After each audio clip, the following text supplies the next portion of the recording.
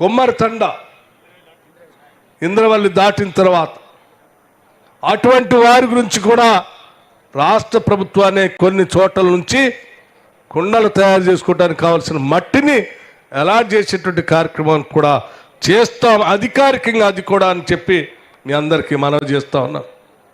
మిత్రులారా, ఆదిలాబాద్ జిల్లా చాలా అందమైన జిల్లా, అనేక రకాలైనటువంటి జల వనరులు ఉన్నటువంటి జిల్లా, అనేక రకాలైన జంతువులు ఉన్నటువంటి జిల్లా, ఫల పుష్పాలతో, కొండలు వాగులు సెలవులతో నిత్యం పారేటువంటి అనేక ప్రాంతాలతో నిండి ఉన్నటువంటి ఈ జిల్లా వెనుకబడిన జిల్లా అని చెప్పుకోవాలంటేనే నాకు బాధగా ఉంది. కాదు, ఇక్కడ ఉన్నటువంటి ప్రజలు గుండెల నిండా ప్రేమను పంచేటువంటి మానవతావాదులు. ఇటువంటి జిల్లా వెనకబడి ఉందనంటే నేను ఒప్పుకోను. ఈ జిల్లా ఈ రాష్ట్రంలో అన్ని జిల్లాల కంటే ముందు ఉండేటట్టుగా ఈ కాంగ్రెస్ ప్రభుత్వం, ఇందిరమ్మ ప్రభుత్వం పనిచేస్తుంది అని చెప్పి మీ అందరికీ మాటిస్తా ఉన్నాం.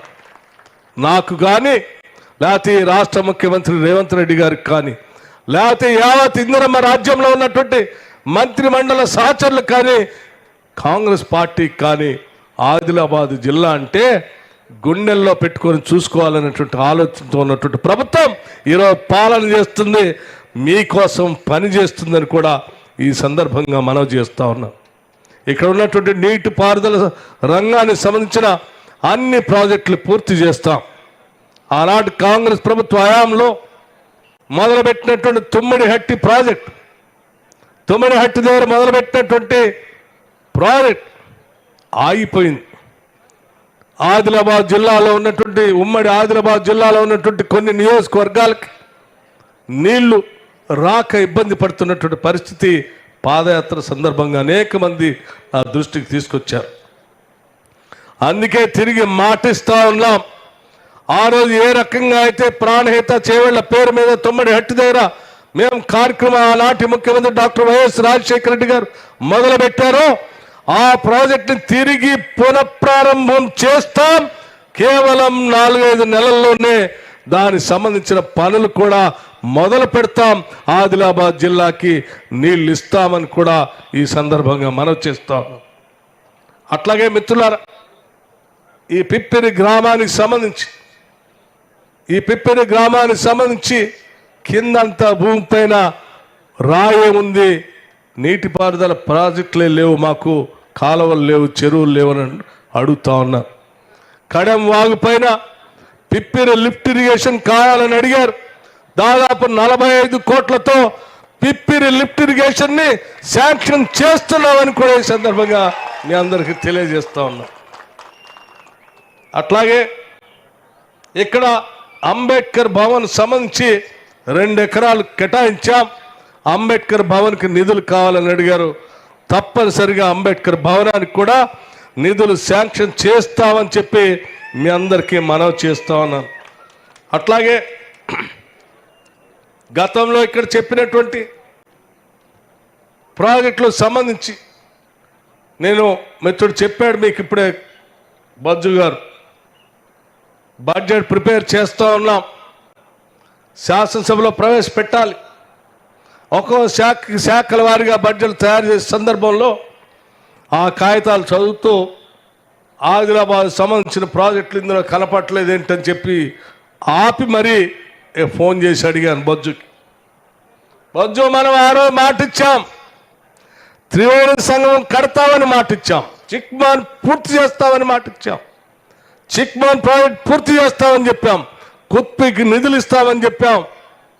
మరి ఏమైంది? ఇంకా ప్రపోజల్స్ రాలేదు, అర్జెంటుగా పంపించని రాత్రి పడుకున్నటువంటి బజ్జుని ఫోన్ చేసి లేపి దానికి సంబంధించిన సమాచారం తెప్పించుకొని రాత్రి దాంట్లో బడ్జెట్లో పెట్టి తెల్లారే అసెంబ్లీ సమావేశాల్లో వాటికి నిధులు కేటాయించడం జరిగిందని మీ అందరికీ మనవి చేస్తూ, కుత్పి అనేది బోత్ శాసనసభ నియోజకవర్గానికి సంబంధించి చిరకాల వాంఛ.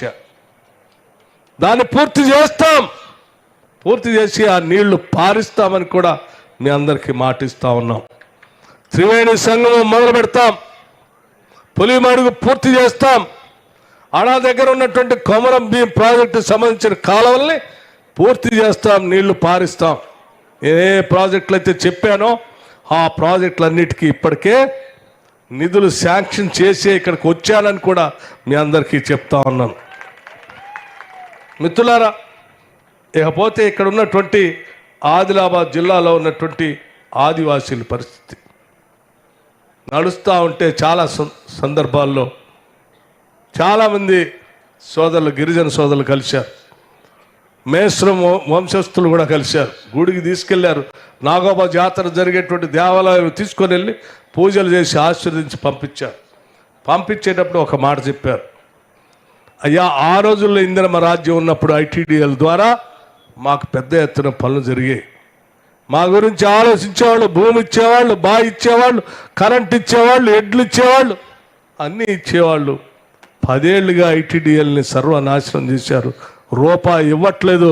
దయచేసి మళ్ళీ మీరు ఇందిరమ్మ రాజ్యాన్ని తీసుకొని రండి, ఐటీడీఎల్ ద్వారా మాకు మేలు జరిగేటట్టుగా చూడండి అంటే ఈ బడ్జెట్లో ఐటీడీఎల్ కోసం, ట్రైబల్ వెల్ఫేర్ కోసం దాదాపు 17,000 కోట్ల రూపాయల పైబడి ఆ ప్రాజెక్టులో బడ్జెట్లో పెట్టామని చెప్పి ఈ సందర్భంగా మీ అందరికీ మనవి చేస్తూ ఉన్నాను. భవిష్యత్తులో ఇక్కడ ఉన్నటువంటి ఐటీడీఏని పరిపుష్టిగా చేస్తాం.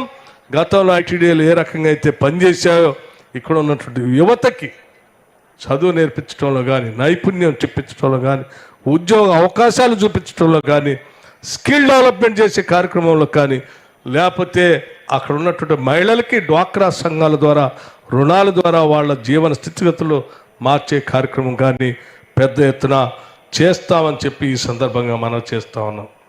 అట్లాగే ఎస్సీ ఫైనాన్స్ కార్పొరేషన్ సంబంధించి